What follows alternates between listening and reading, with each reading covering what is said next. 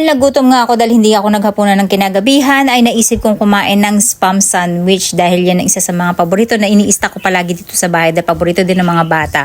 Kaya naman namitas ang lola nyo ng gulay dito lang sa ating garden. Syempre dahil bagong ulan, napakaganda ng ating mga pananim na lettuce. Syempre pagkapitas natin ay huhugasan natin siya bago natin siya gamitin. Tapos nagprito lang tayo ng ating spam pero hindi natin siya syempre sinunog.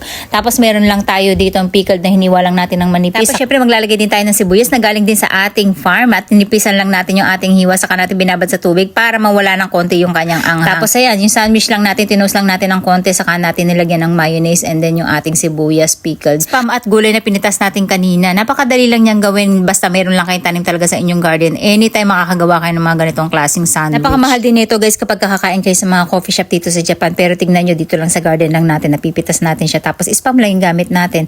Kaya solve na naman ang aming almusal. Actually, brunch ko na to dahil pagka kumain ako talaga nito, sobrang busog ko na guys dahil nga sa dami ng gulay. At dahil maganda ang panahon ngayon, sabi ko tara dito tayo sa labas kumain para habang narinig natin yung tunog ng mga ibon, tayo naman ay nag-aalmusal. Ayan, happy wife, happy husband, diba? Sarap ng buhay. Dahil sa mga gulay na makulay na nandyan lang sa garden natin at sa ating farm. Malu.